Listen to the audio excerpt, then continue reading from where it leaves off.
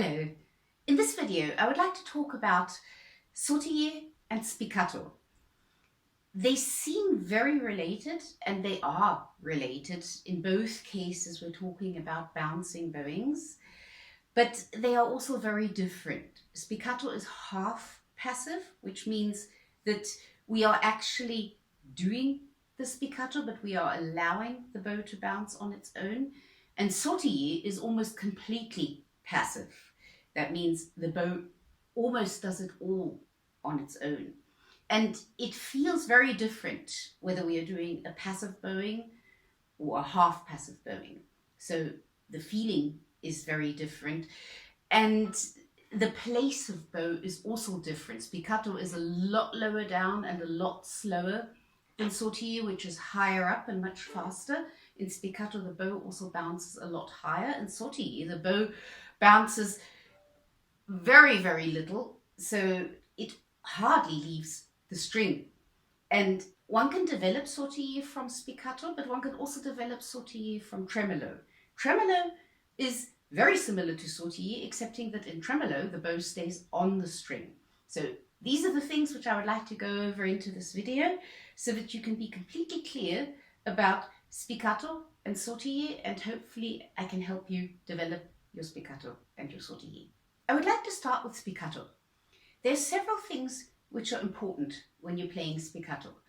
The most important thing probably is the finger motion. Your fingers have to move. It's a passive motion, but they do have to move.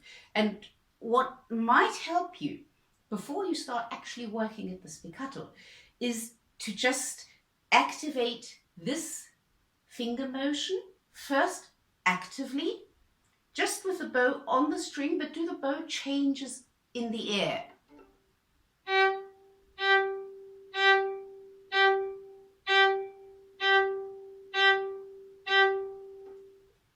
Very similar to the finger bowing. In the finger bowing, it's a bowing done only with the fingers. The bow stays on the string.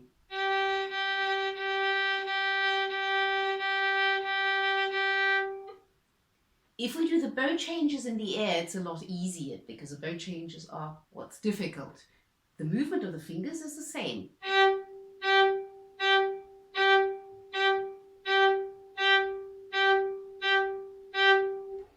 So it helps to just activate your fingers before you start practicing spiccato. The next thing which can help is to get from this active finger motion to a passive finger motion. Here it will help if you put your bow on the string about in the middle of the bow and do the movement coming from your shoulder and upper arm and allow the fingers to move.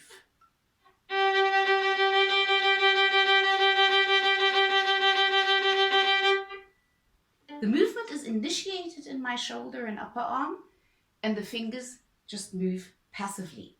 So just practicing that.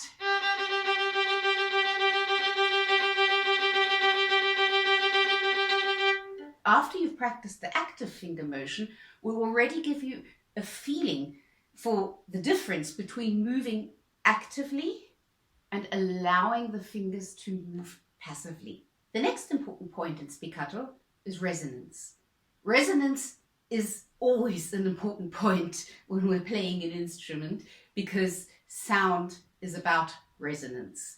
Resonance is the sound that is in the room after your bow has left the string. And in spiccato, where the bow is on the string only for a very short time before it leaves the string again, the resonance becomes particularly important. We want a lot of resonance. So it's important that we listen out for the resonance. If I play spiccato with not much resonance, it doesn't sound very good. If I play it with a lot of resonance,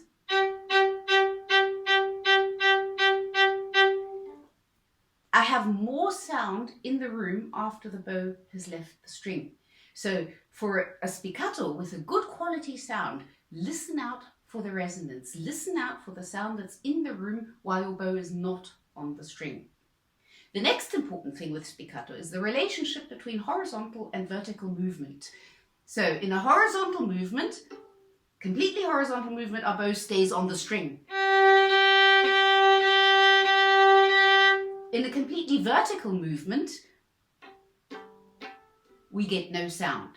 So whatever we do, we have to do a combination of a horizontal and a vertical movement. How vertical and how horizontal depends on how we want our spiccato to sound. If I have a very horizontal spiccato, my bow stays on the string for a long time.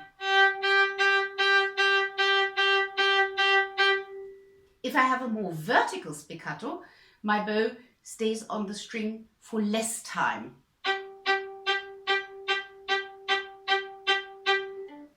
So an excellent thing you can do for your spiccato is to play around with how much horizontal movement and how much vertical movement you use. So do a spiccato where you're staying on the string for a long time. That's a bit more of an active movement. You will have a more active finger movement.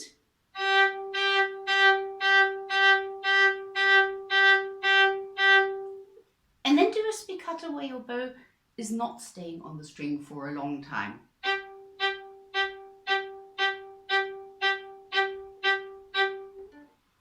You can do this at a comfortable tempo. Important is that you start developing a listening ear to the articulation. How long is the bow on the string? And also develop your own taste. What do you like? What sounds better? So play around with how horizontal and how vertical you want to do your spiccato, and that will also help you with the finger motion. It will sensitize your right hand, and it will also develop your ear, listening very intensively. Is the bow on the string for a long time, or are we doing a comparatively vertical spiccato? One thing which is very important, which we always have to remember, particularly when we are working at half passive and passive bowings, is that our bow hold and the motion that we do with our upper arm, lower arm, hand and fingers, all of that is functional, which means if it functions, it's correct. That means if you're getting the sound that you want and you like the sound you are producing, then what you are doing is correct. So I would like you to concentrate more on listening to what you are doing and less on whether you are performing the movement correctly. This is important regardless of whether you are doing the movement correctly or not, because on the bottom line, your ear is your teacher. Nobody has a violin lesson every day.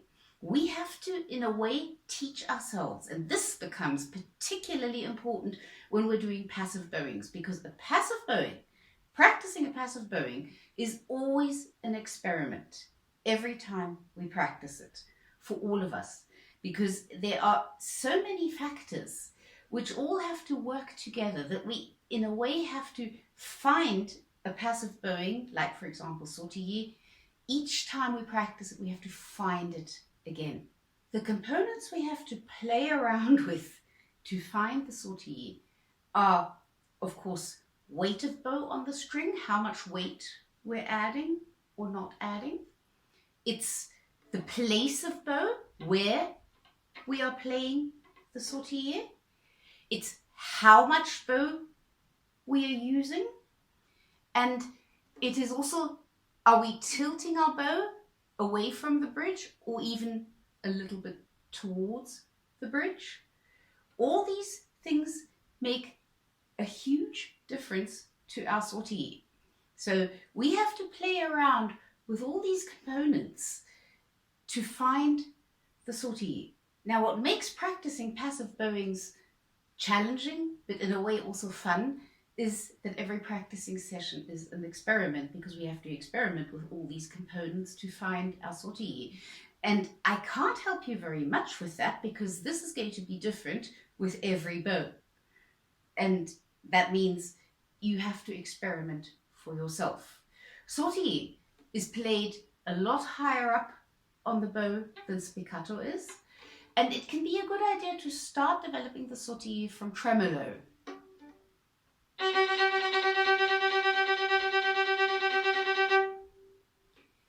When you practice tremolo, the bow stays on the string, so it's not a passive bowing or only a very slightly passive bowing. So we have a little bit more time to actually concentrate on what we're doing. So when you're playing a little bit of tremolo, the first thing you should do is concentrate on feeling the string in the first finger of your bow hand. You can feel the string in your entire bow hand, but you will feel it most in the first finger because the stick picks up the movement of the string and you can actually feel the vibration of the string in your first finger. And when you're doing something like tremolo, you can feel the resistance of the string. Concentrate on that.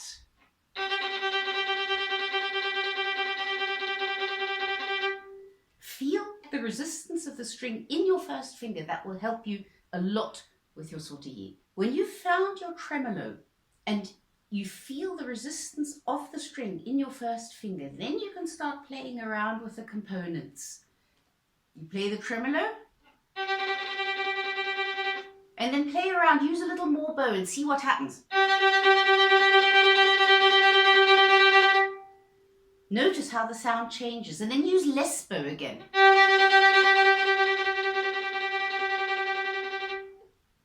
And then play around with how much weight you're using. Start with very little weight. You hardly get a sound, and then add weight. And when you've added too much weight, the bow gets stuck. So what I want you to do is test out the boundaries. Not enough weight, you won't get a sound. Too much weight, the bow will get stuck. So what you want is somewhere in between. The same with the amount of bow you're using. If you're using too little bow, you won't get a sound. If you're using too much bow, it also won't sound. And then play around with the place of bow. If you're too far down on the bow, too close to the frog, the bow is too heavy for a bowing which is as fast as tremolo. If you're too far at the tip, the bow is too light and you won't get a sound. So you have to play around with where exactly you do it, and then also play around with tilting the bow. If you tilt the bow towards the fingerboard, then you have less tension on the hairs and the bow will bounce less.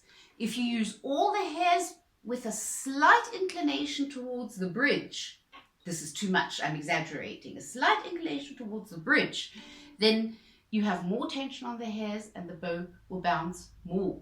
So play around with that. Now tilt the bow to the fingerboard and then tilt it slightly towards the bridge.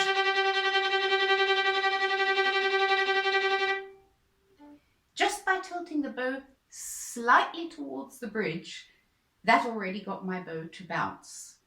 It's just the bouncing feeling is very different from spiccato. If I'm doing spiccato, I feel more bounce in my hand than when I'm doing sautille.